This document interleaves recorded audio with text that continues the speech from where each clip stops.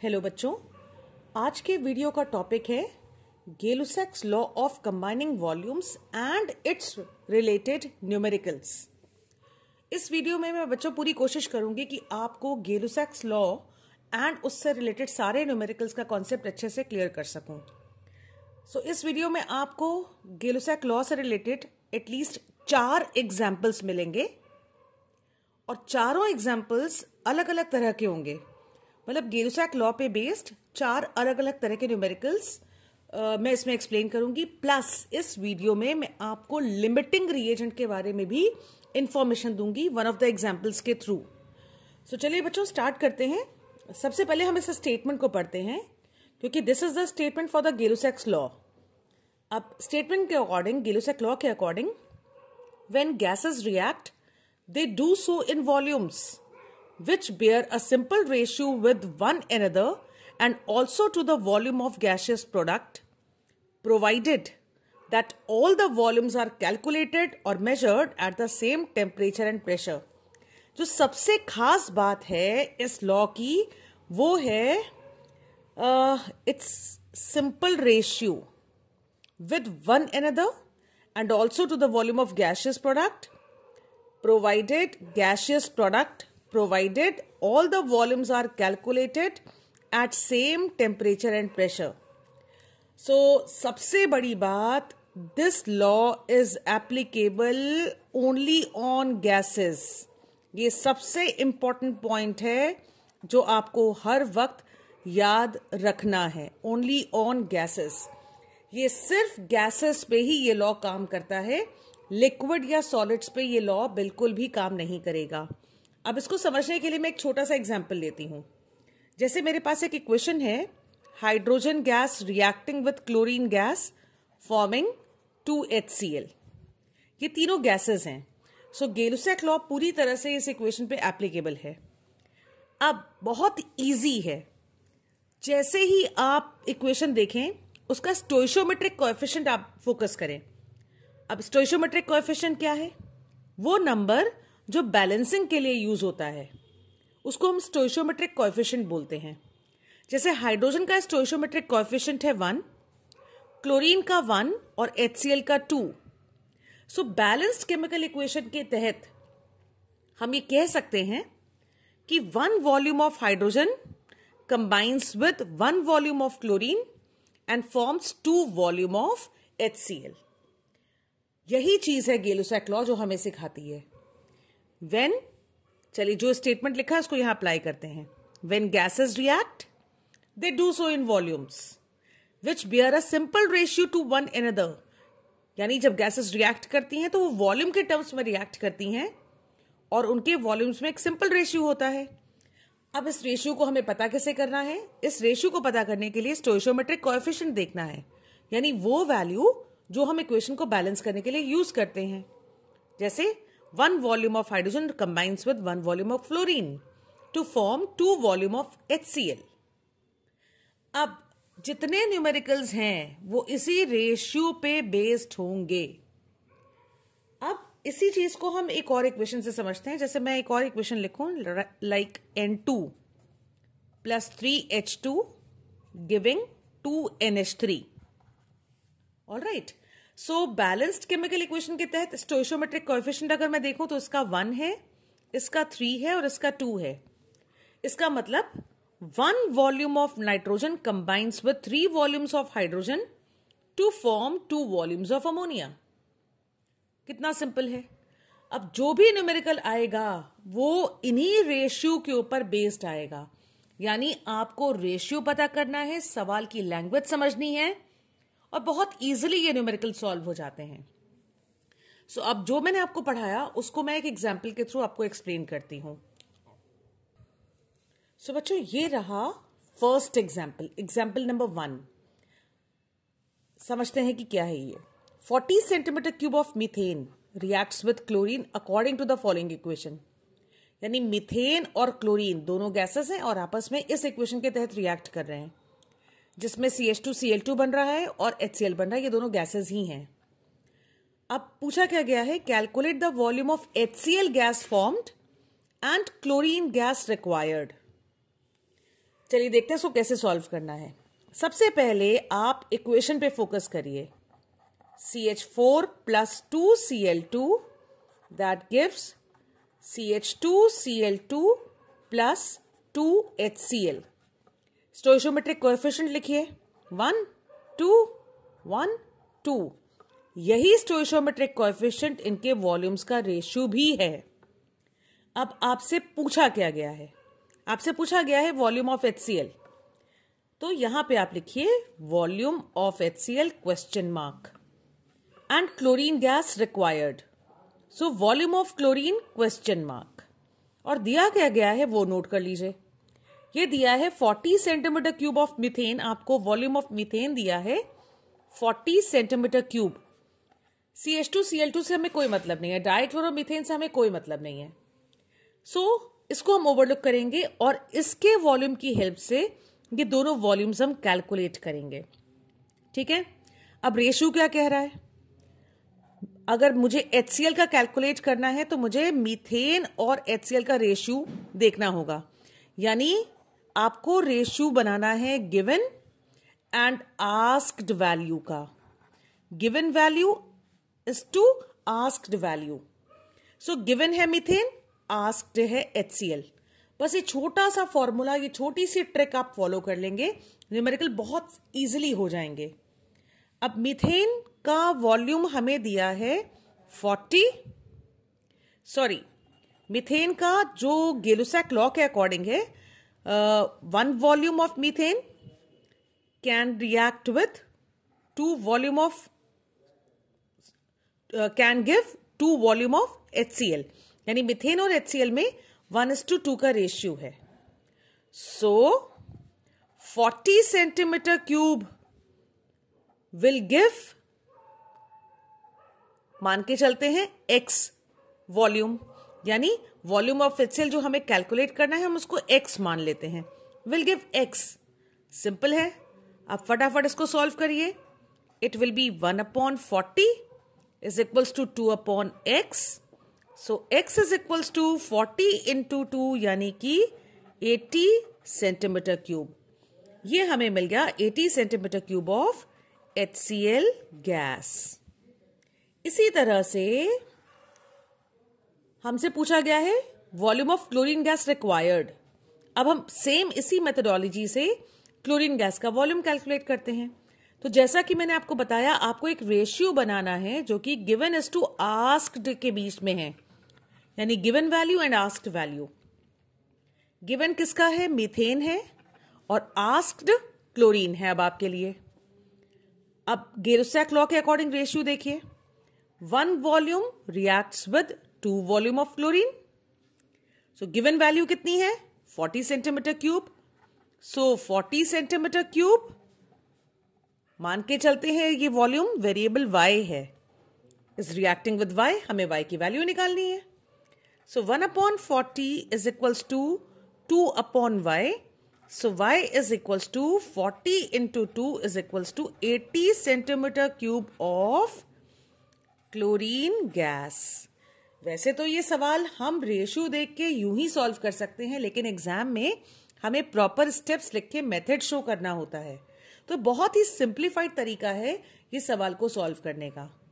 सो ये रहा first example which was very easy and basic example. अब हम देखते हैं एग्जाम्पल नंबर 2। एग्जाम्पल नंबर 2 एक काफी बड़ा सवाल है, इसको समझ के सॉल्व करने की कोशिश करते हैं। 80 centimetre cube of methane is mixed with 200 centimetre cube of pure oxygen at room temperature and pressure. The mixture is then ignited when it burns according to this equation.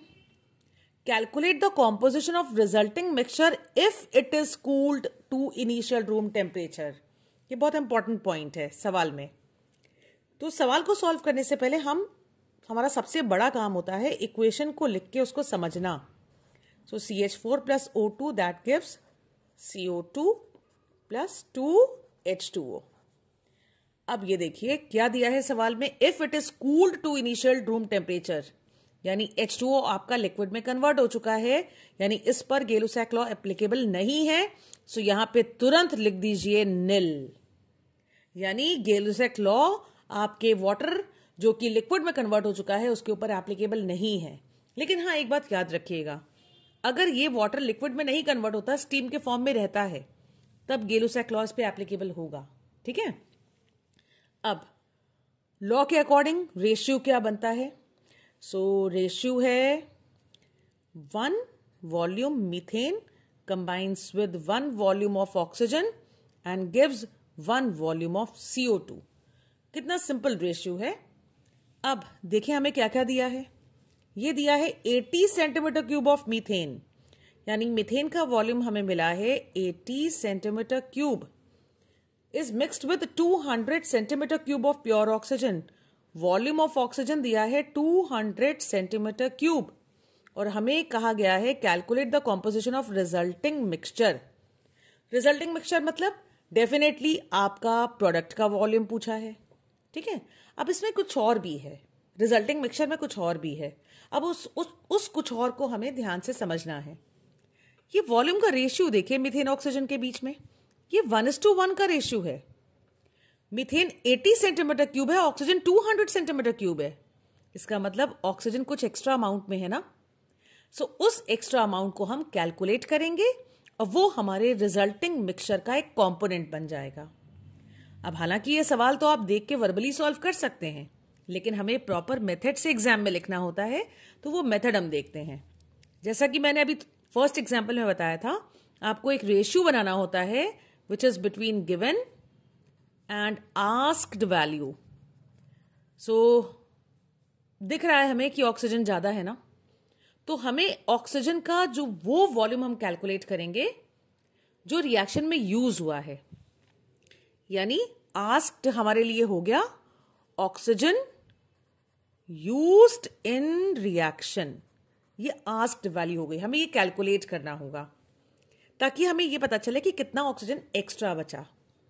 और गिवन वैल्यू मीथेन है, definitely दिख रहा है हमें। अब इनका ratio है 1:1 का रेशियो। सो 80 सेंटीमीटर क्यूब है अगर मीथेन, सो मान के चलते हैं oxygen used in reaction is x। So x is equals to 80 centimetre cube. Easy, यानी कि amount of oxygen gas left is equals to 200 minus 80, that is equals to 120 centimetre cube. Okay, अब हमें CO2 का भी volume calculate करना है। सो जैसा कि मैंने बताया, गिवन एंड आस्क्ड, इस सवाल में हम गिवन मीथेन को मान रहे हैं क्योंकि मीथेन कम अमाउंट में है और ऑक्सीजन दिख रहा है रेशियो के अकॉर्डिंग ये एक्स्ट्रा है, तो आप गिवन हमेशा मीथेन को मानिए। और आस्क्ड है आपका CO2, इनका रेशियो बनाना है। अब रेशियो क्या है? 1:1 का रेशियो। सो अगर ये 80 सेंटीमीटर क्यूब है तो हम मान के चलते हैं कि CO2 इज Y, इसका वॉल्यूम है Y। So Y will be equals to 80 centimetre cube only. All right, so अब जो सवाल में हमसे पूछा गया है कॉम्पोजिशन ऑफ रिजल्टिंग मिक्सचर, अब हम उसको आंसर करते हैं। तो हमारा आंसर क्या हुआ? Composition of resulting mixture is equals to, इसमें क्या क्या चीजें हैं? Number 1, volume of O2 left, that is equals to 120 centimetre cube.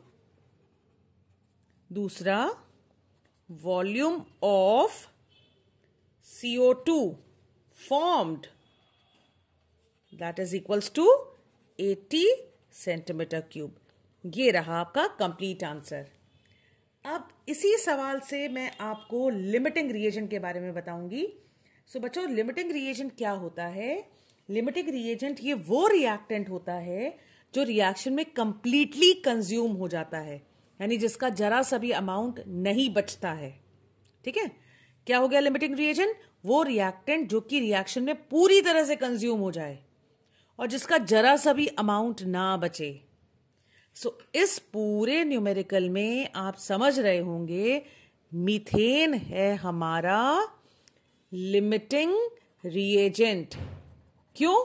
क्योंकि मीथेन का पूरा अमाउंट यूज हो गया, जरा सा भी नहीं बचा, जबकि ऑक्सीजन का काफी अमाउंट इस रिएक्शन में बच गया है।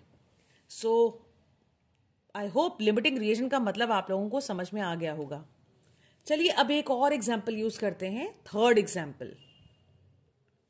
जैसा कि मैंने आपको वीडियो की बिगिनिंग में कहा था, 4 एग्जाम्पल्स मैं यूज करूंगी और चारों एग्जाम्पल्स थोड़े थोड़े अलग होंगे, ठीक है। सो ये थर्ड एग्जाम्पल है बच्चों। तो देखिए क्या सवाल कह रहा है, 200 centimetre cube of ethylene is burned in just sufficient air, air से रिएक्ट कर रहा है, containing 20% oxygen gas to form CO2 and steam. Equation तो हमें दी नहीं है तो हम इक्वेशन बना लेते हैं। इथाइलिन होता है C2H4, वो रिएक्ट कर रहा है एयर से। सो जाहिर सी बात है कि एयर का कौन सा कंपोनेंट रिएक्ट करेगा, that is oxygen O2 to form CO2 and H2O। अब फटाफट इस इक्वेशन को हम बैलेंस करते हैं। सो बैलेंस करने पे ये इक्वेशन कुछ इस तरह से आएगी, there will be I suppose 3O2,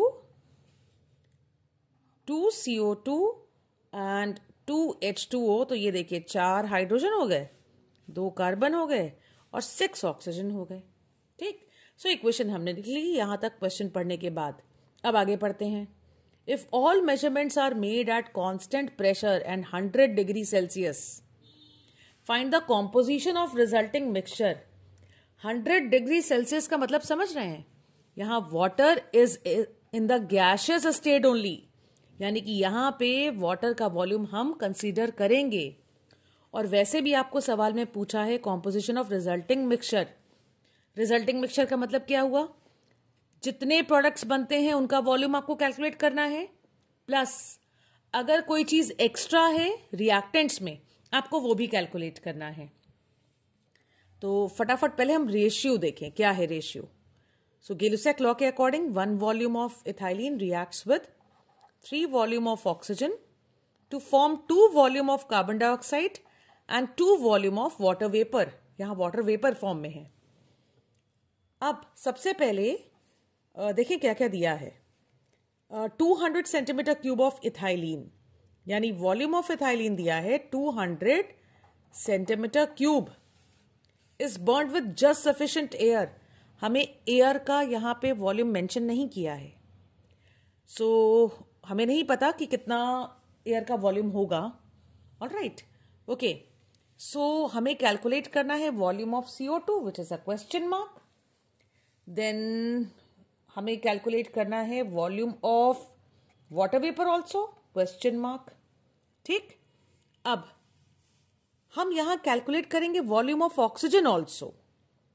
क्यों? क्योंकि यहां पे क्या यूज किया गया है, एयर। एयर का सिर्फ ऑक्सीजन रिएक्ट करेगा ना, ठीक। तो यानी एयर का बाकी हिस्सा भी तो बचे हुए रिएक्टेंट्स में गिना जाएगा। सो यहां पे कॉम्पोजिशन ऑफ रिजल्टिंग मिक्सचर में टोटल 3 चीजें तो हैं ही, एक वॉल्यूम ऑफ स्टीम, दूसरा कार्बन डाइऑक्साइड, तीसरा volume of air which is not reacting, यानी एयर का अनरिएक्टिव पार्ट। तो एयर के अनरिएक्टिव पार्ट को कैलकुलेट करने के लिए हमें ऑक्सीजन का वॉल्यूम कैलकुलेट करना ही पड़ेगा। सो हमें 3 स्टेप कैलकुलेशंस के दिखाने हैं, पहले ऑक्सीजन के लिए, फिर CO2 के लिए, फिर वाटर वेपर के लिए। चलिए पहले प्रोडक्ट से स्टार्ट करते हैं। सो जैसा कि मैंने बताया, आप रेशियो बनाइए गिवन एंड आस्क्ड के बीच में। क्या रेशियो है, यहां पे हम लेते हैं इथाइलिन और अब हम निकालते हैं सबसे पहले कार्बन डाइऑक्साइड का वॉल्यूम। सो रेशियो है 1:2, 1:2।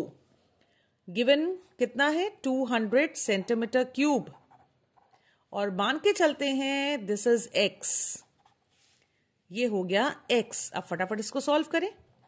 1/200 इज इक्वल्स टू 2/x, यानी x is equals to 400 centimetre cube of CO2।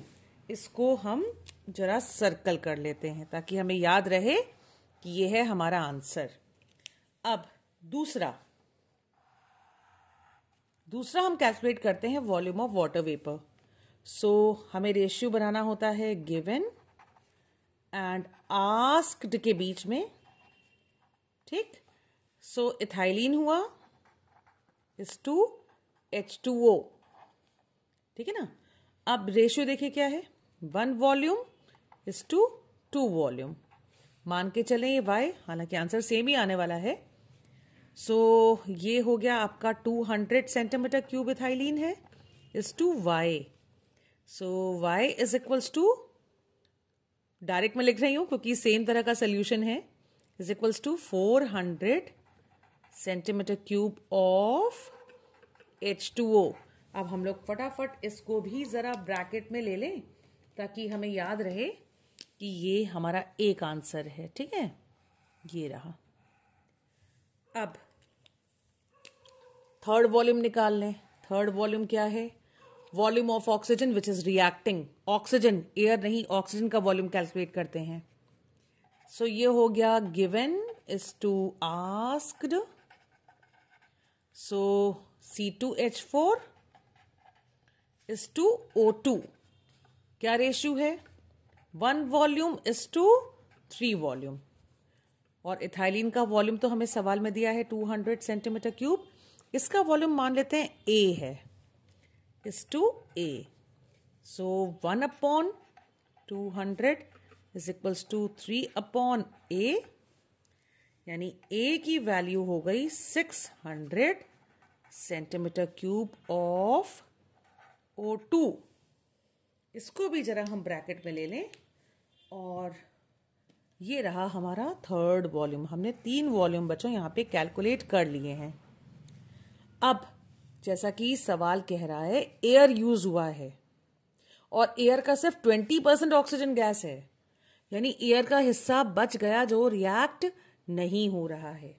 Alright, सो हम थोड़ा सा मैथ्स के लॉजिक अगर हम यूज करें, हम मान के चलते हैं वॉल्यूम ऑफ एयर टेकन को अगर हम मान लें R volume, so 20% of R, यानी 20% of R which is oxygen gas is equals to O2 gas, ठीक।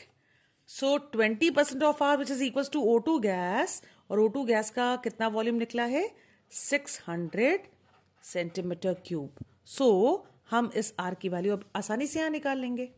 सो ये होगा 20/100 into R is equals to 600। Okay, so अगर हम इसको कैलकुलेट करें, सो बच्चों ये आएगा R will be equals to 600 into 100/20। So 0 से 0 कटा, 2 5s are 10 equals to 3000 centimetre cube. ये हो गया आपका वॉल्यूम ऑफ एयर टेकन, यानी volume of unused air will be equals to volume of air taken 3000 minus वो एयर का part जिसने रिएक्ट किया 600 oxygen, that is equals to 2400 centimetre cube. So इसको भी हम सर्कल कर लें अगर, तो ये रहा हमारा फोर्थ पार्ट जो हमने कैलकुलेट किया। सो ये 4 हिस्से रहे आपके आंसर के। कॉम्पोजिशन ऑफ रिजल्टिंग मिक्सचर में क्या क्या चीजें आ गई, पहला वॉल्यूम ऑफ CO2, दूसरा वॉल्यूम ऑफ H2O, तीसरा वॉल्यूम ऑफ एयर लेफ्ट, ठीक। सो वॉल्यूम ऑफ CO2 हो गया, that is equals to 400 centimetre cube. Volume of H2O हो गया 400 सेंटीमीटर क्यूब, और वॉल्यूम ऑफ एयर लेफ्ट हो गया 2400 सेंटीमीटर क्यूब। सो ये रहा एग्जाम्पल नंबर 3, जो कि पिछले 2 एग्जाम्पल से बिल्कुल अलग ही था। अब हम देखते हैं एग्जाम्पल नंबर 4, जो कि लास्ट एग्जाम्पल होगा इस वीडियो का। उसको बहुत ध्यान से समझिएगा। ये रहा एग्जाम्पल नंबर 4। क्या कहता है ये example? 20 ml of hydrogen, 10 ml carbon monoxide and 20 ml oxygen are exploded. What will be the volume and composition of mixture of gases after cooling at room temperature? जब ये कह रहे हैं आफ्टर कूलिंग, इसका मतलब जो भी वाटर बना होगा वो लिक्विफाई हो जाएगा, ठीक है। तो यहाँ इक्वेशंस नहीं दी हैं, तो सबसे पहले हमें यहाँ इक्वेशंस क्रिएट करनी पड़ेंगी। यहाँ पे देखिए 2 रिएक्टेंट्स हैं अलग अलग, मतलब 2 मेजर कंपाउंड हैं जो बर्न होंगे।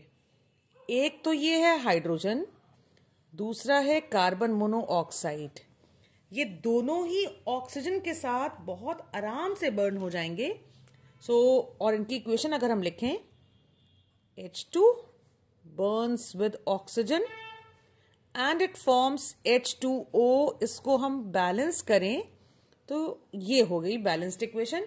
और इसमें हमें ये बात याद रखनी होगी कि आफ्टर कूलिंग है तो ये हो गया लिक्विड, ये हो गया नील, यानी कि इसके ऊपर लॉ एप्लीकेबल नहीं है।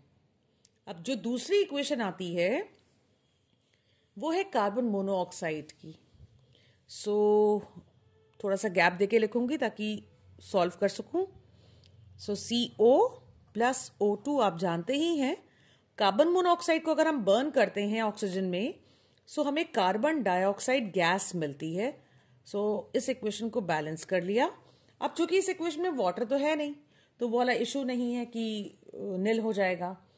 अब वो कह रहे हैं कि देखते हैं पहले दिया क्या क्या, उसको नोट कर लेते हैं। गेलुसैक लॉ के according 2 volume of hydrogen reacts with 1 volume of oxygen in this reaction. दूसरी रिएक्शन में 2 volume of carbon monoxide combines with 1 volume of oxygen to give 2 volume of carbon dioxide.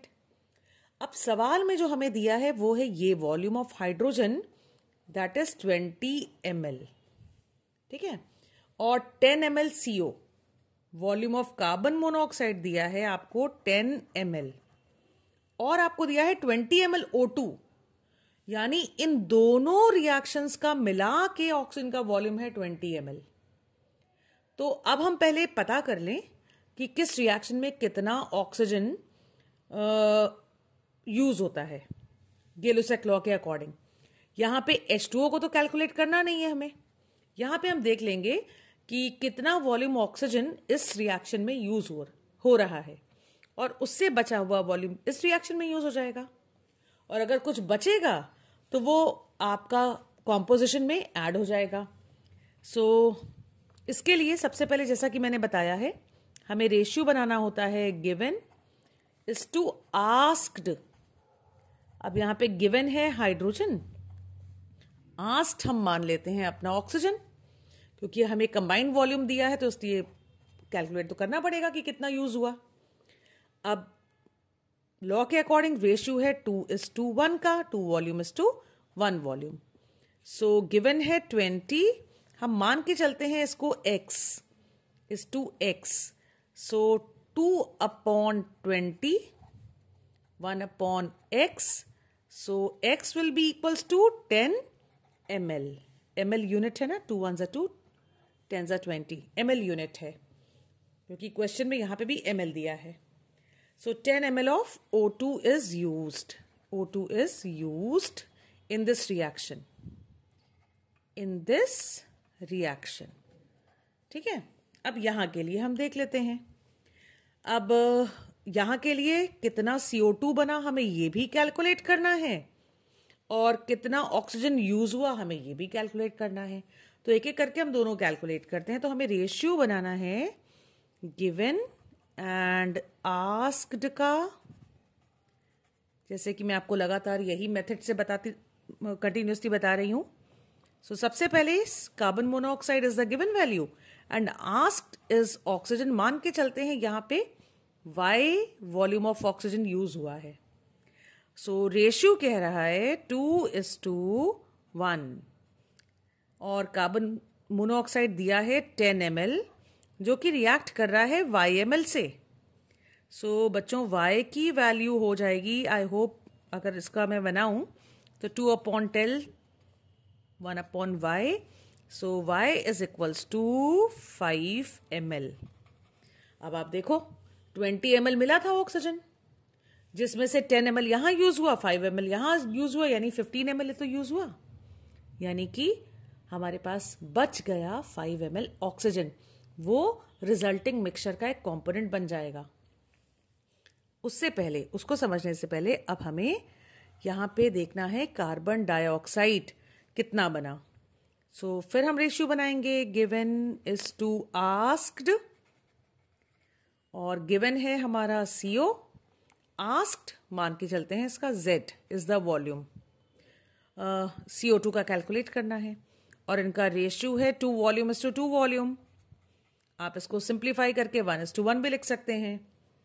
दिया कितना है 10 और Z हमें calculate करना है.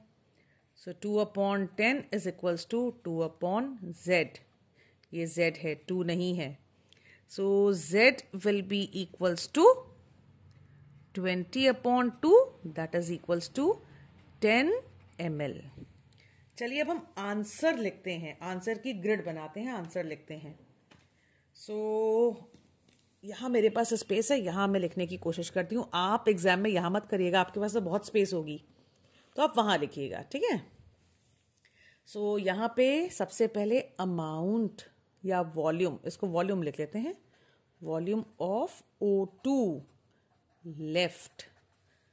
देखो 20 हमें मिली थी, 20 में से हम माइनस कर देंगे. 10 यहां यूज हुई और 5 यहां यूज हुई, यानी कि 15 माइनस हो गया तो आ गया 5 ml. ठीक, एक तो ये रहा. दूसरा CO2 जो बनी उसका वॉल्यूम है हमारे आंसर में. So volume of CO2 that is equals to 10 ml. ठीक है. सो अगर मैं पूछूं कि इस वाली रिएक्शन का लिमिटिंग रिएजेंट कौन सा है या इस रिएक्शन का लिमिटिंग रिएजेंट कौन सा है, सो इस रिएक्शन में हो गया हाइड्रोजन, इसका हो गया कार्बन मोनोऑक्साइड. सो बच्चों मेरी पूरी कोशिश रही कि मैं अलग अलग एग्जाम्पल से आपको गै-लुसाक लॉ के न्यूमेरिकल्स को एक्सप्लेन कर सकूं. अगर आपको ये वीडियो समझ में आई होगी तो प्लीज चैनल को लाइक सब्सक्राइब जरूर करिएगा, वीडियो को लाइक जरूर करिएगा और ज्यादा से ज्यादा इस वीडियो को अपने फ्रेंड्स में, अपने ग्रुप्स में शेयर करिए ताकि और बच्चों को भी इसका बेनिफिट मिल सके. थैंक यू बच्चों for watching this video. All the best for your board exams.